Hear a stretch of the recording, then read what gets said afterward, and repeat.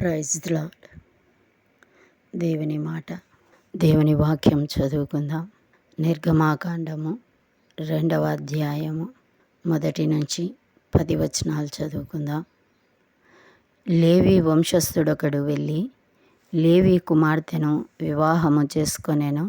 ఆ స్త్రీ గర్భవతి అయి కుమారుని కని వాడు సుందరుడై ఉండుట చూచి 3 నెలలు వానిని దాచెను. తర్వాత ఆమె వాణ్ణి దాచలేక వాని కొరకు ఒక జమ్ము పెట్టె తీసుకొని దానికి జిగట మన్నును కీలును పూసి అందులో ఆ పిల్లవానిని పెట్టి ఏటి ఒడ్డున జమ్ములో దానిని ఉంచగా వానికేమి సంభవించునో తెలుసుకొనుటకు వాని అక్క దూరముగా నిలిచి ఉండెను. ఫరో కుమార్తె స్నానం చేయుటకు ఏటికి వచ్చెను. ఆమె పనికత్తెలు ఏటి ఒడ్డున నడుచుచుండగా ఆమె నాచులోని ఆ పెట్టెను చూచి తన పనికత్తెనొకతిని పంపి దాన్ని తెప్పించి తెరచి ఆ పిల్లవాన్ని చూచినప్పుడు ఆ పిల్లవాడు ఏడ్చుచుండగా చూచి వాని యందు కనికరించి వీడు హెబ్రీయుల పిల్లలలో నొకడనెను. అప్పుడు వాని అక్క ఫరో కుమార్తెతో, నీ కొరకు ఈ పిల్లవాన్ని పెంచుటకు నేను వెళ్ళి హెబ్రీ స్త్రీలలో ఒక దాదిని పిలుచుకొని వత్తునా అనెను. అందుకు ఫరో కుమార్తె వెళ్ళుమని చెప్పగా ఆ చిన్నది వెళ్ళి ఆ బిడ్డ తల్లిని పిలుచుకొని వచ్చెను. ఫరో కుమార్తె ఆమెతో, ఈ బిడ్డను తీసుకొని పోయి నా కొరకు వానికి పాలిచ్చి పెంచుము, నేను నీకు జీతమిచ్చేదనని చెప్పగా ఆ స్త్రీ ఆ బిడ్డను తీసుకొని పోయి పాలిచ్చి పెంచెను. ఆ బిడ్డ పెద్దవాడైన తరువాత ఆమె ఫరో కుమార్తె యొద్దకు అతన్ని తీసుకొని వచ్చెను. అతడు ఆమెకు కుమారుడాయెను. ఆమె నీటిలో నుండి ఇతన్ని తీసి తినని చెప్పి అతనికి మోషే అని పేరు పెట్టెను. చిన్ని ప్రార్థన. మహోన్నతుడా, మహాగణుడా, మహాపరిశుద్ధుడా, గొప్ప దేవ, మీకే స్తుతి స్తోత్రాలు నాయనా. వాక్యమై ఉన్న దేవ, అయ్యా మీరు మాతో మాట్లాడండి నాయన. అయ్యా మీ మాటలలో జీవం ఉంటుంది నాయన.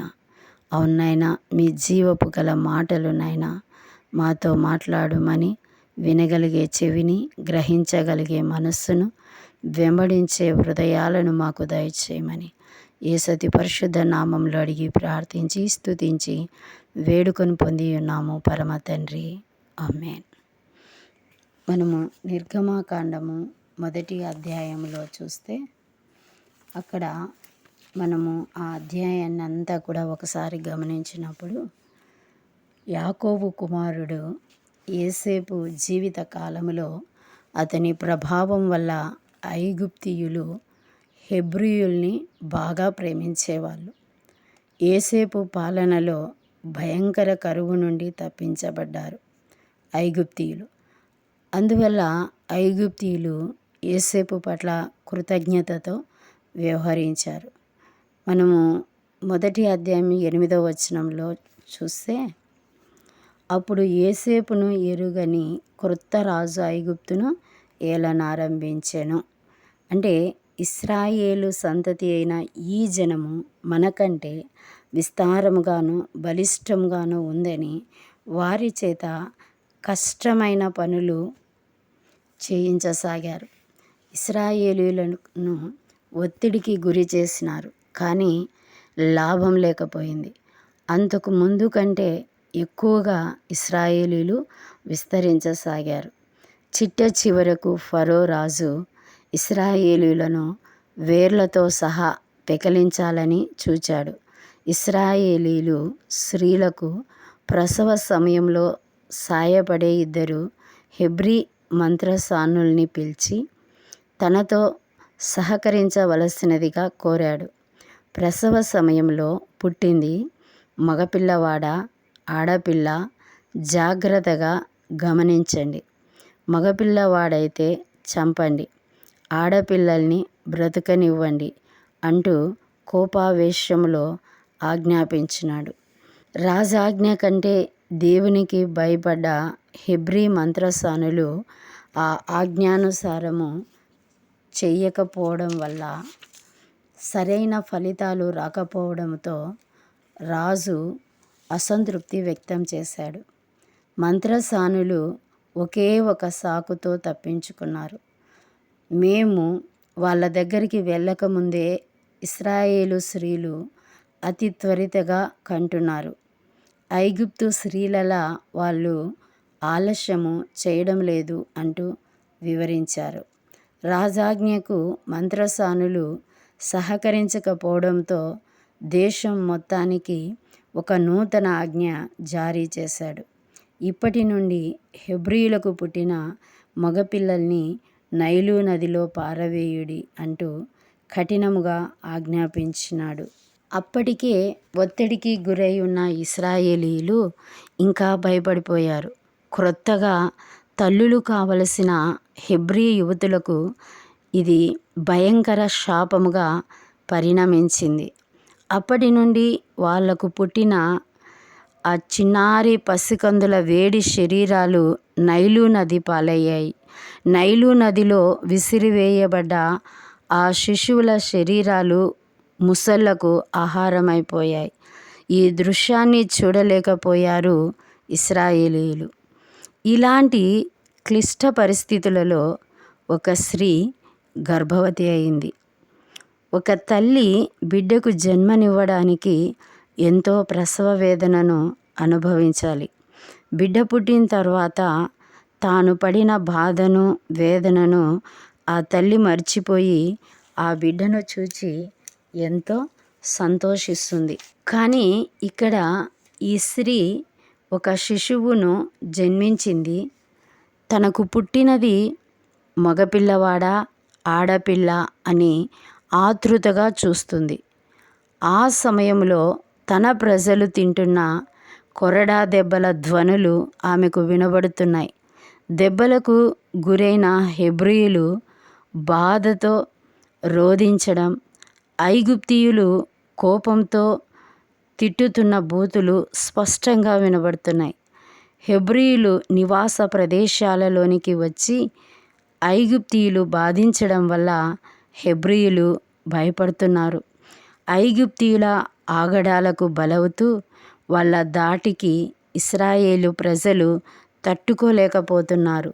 ఆ శబ్దాలు, రోదన, మూలుగులు ఆ తల్లికి వినిపిస్తూ ఉంటుండగా మగపిల్లవాడమ్మా అని మంత్రసాని చెప్పినప్పుడు ఆ స్త్రీ ఆ పిల్లవాని వైపు చూచి ఆ పిల్లవాన్ని ప్రేమతో చేతుల్లోకి తీసుకొని చూచినప్పుడు ఆ బాలుడు చాలా అందంగా ఉన్నాడు. ఆ పిల్లవానిని పరిశీలనగా చూచింది. బాలుడు అందగాడే కాక ఆరోగ్యవంతుడైన ఆ పిల్లవానిలో ఏదో ప్రత్యేకత ఆమెకు కనిపించింది. ఆమె కుమారుని విషయంలో దేవునికో ప్రణాళిక ఉంది. ఆ ప్రణాళిక ఏమిటో స్పష్టంగా తెలియకపోయినా ఒక నమ్మకము ఆమెలోనికి వచ్చింది. అప్పటి నుండి ఆమె తన జీవన పోరాటము మొదలుపెట్టింది. అప్పటి వరకు మగపిల్లవాడు అయితే చనిపోతాడే అనే భయాన్ని తీసివేసింది. విచారాలకు స్వస్థత చెప్పి దైవాన్ని నమ్ముకొనింది. హెబ్రీయులకు రాసిన పత్రిక 11వ అధ్యాయము 1వ వచనం చూస్తే, విశ్వాసమనున్నది నిరీక్షింపబడు వాటి యొక్క నిజ స్వరూపమును, అదృశ్యమైనవి అని ఎనుటకు రుజువునై ఉన్నది. ఈ స్త్రీ దేవుని యందు విశ్వాసముంచింది. దేవుడు తప్పక తన కుమారుని రక్షిస్తాడు అని నమ్మింది. మనిషి జీవించడానికి ఆక్సిజన్ ఎంత అవసరమో మనిషి సాధించడానికి ఆత్మవిశ్వాసము అంత అవసరం. ఈ స్త్రీలో తన కుమారుడు బ్రతుకుతాడు అనే విశ్వాసము ఊహ అనే నిప్పు నుంచి రగులుకుంది. ఒక చిన్న నిప్పు కారు అడవిని కాల్చివేస్తుంది. ఆమెకు వచ్చిన ఊహ ఈ బాలుడు ఇశ్రాయేలు ప్రజల సమస్యలను తీరుస్తాడు అని నమ్మింది. హెబ్రీయులకు రాసిన పత్రిక 11వ అధ్యాయము 23వ వచనంలో చూస్తే, మోషే పుట్టినప్పుడు అతని తల్లిదండ్రులు ఆ శిశువు సుందరుడై ఉండుట చూచి విశ్వాసమును బట్టి రాజాజ్ఞకు భయపడక 3 మాసములు అతన్ని దాచిపెట్టిరి.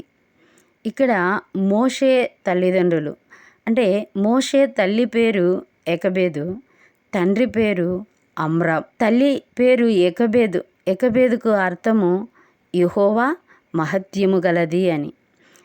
అమ్రామునకు అర్థము అనుభవము లేనివాడు అనని మనకి అర్థాలున్నాయి. ఇక్కడ మనము చదువుకున్న వాక్యంలో 2వ అధ్యాయం 1వ వచనంలో లేవీ వంశస్థుడొకడు వెళ్ళి లేవీ కుమార్తెను వివాహము చేసుకొనెను. అంటే ఎకబేదు, అమ్రాము లేవీ వంశస్థులు, దైవ మందిరములో యాజకత్వము వహించవలసిన వాళ్ళు. వీళ్ళందరూ బానిసత్వంలో జన్మించినారు, ఐగుప్తు బానిసత్వంలో జన్మించినారు, దైవాన్ని నమ్ముకొని జీవిస్తున్నారు. విశ్వాసము మనలో దాగి ఉన్న శక్తులను వెలికి తీస్తుంది. ఎకబేదులో ఉన్న విశ్వాసము ఆమెలో దాగి ఉన్న శక్తులను వెలికి తీసింది.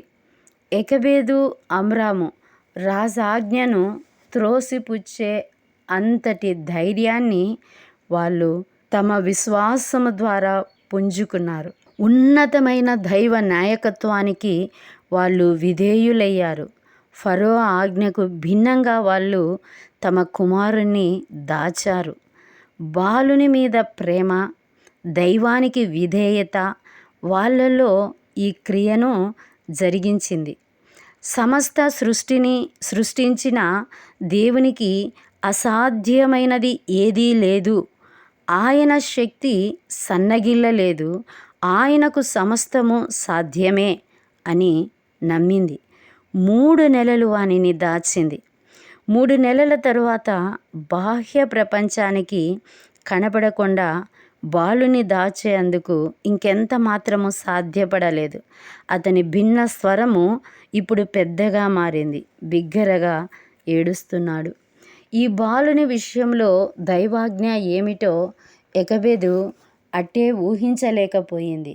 అయితే విశ్వాసము మనల్ని ఎప్పుడు అలసిపోనీయదు. ఎకబేదులో ఉన్న విశ్వాసము ఆమెను అలసిపోనీయలేదు. ఈ పరీక్షా కాలంలోనే ఎకబేదు విశ్వాసము బలపడి ధైర్యము పుంజుకుంది. బలపడుతున్న విశ్వాసము అన్వేషణకు గురి చేసింది. బాలుని దాచి కాపాడే విషయంలో ఎకబేదుకు అవసరమైన ఎన్నో ఉపాయాలు ఆమెకు లభించాయి. ద్వితీయోపదేశకాండము 6వ అధ్యాయము 6-9 వచనాలు చూస్తే అక్కడ దేవుని వాక్యం ఏం చెబుతుందంటే, నేడు నేను నీకాజ్ఞాపించు ఈ మాటలు నీ హృదయములో ఉండవలెను. నీవు నీ కుమారులకు వాటిని అభ్యసింపజేసి నీ ఇంట కూర్చుండునప్పుడును, త్రోవను నడుచునప్పుడును, పండుకున్నప్పుడును, లేచినప్పుడును వాటిని గూర్చి మాటలాడవలెను. సూచనగా వాటిని నీ చేతికి కట్టుకొనవలెను. అవి నీ కన్నుల నడుమ బాసికము వలె ఉండవలెను.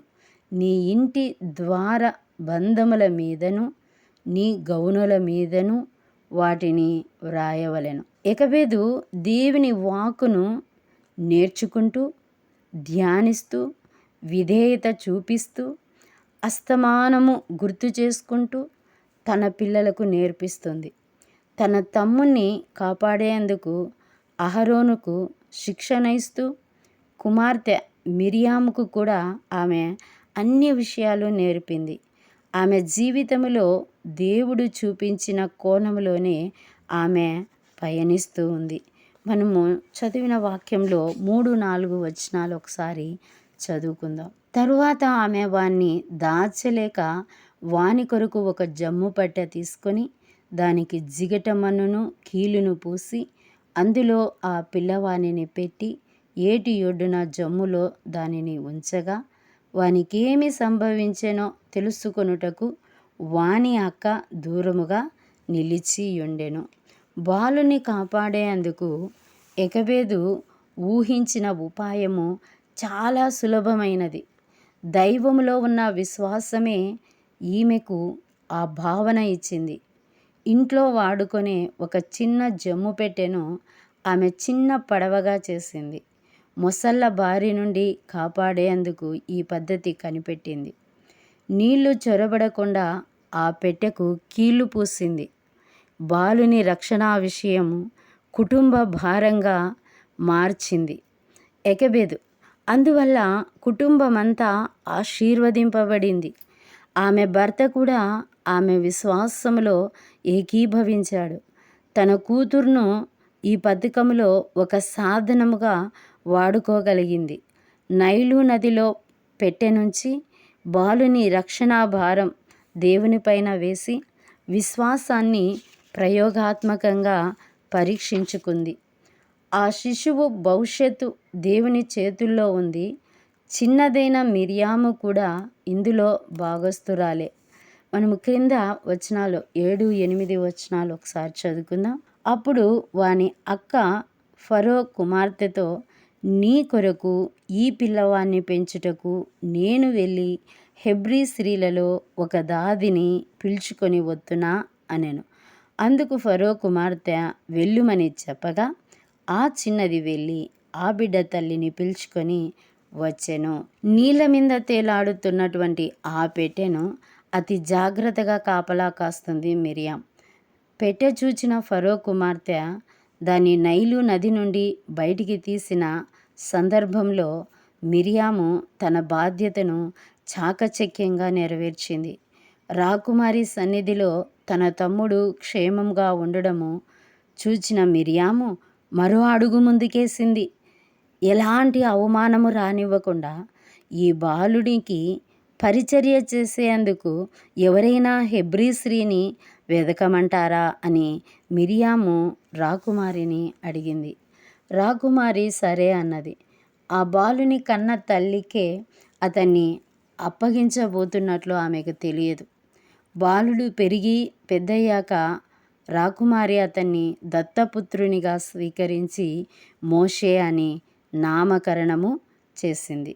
విశ్వాసము పరమ అద్భుతాలను ఆవిష్కరిస్తుంది.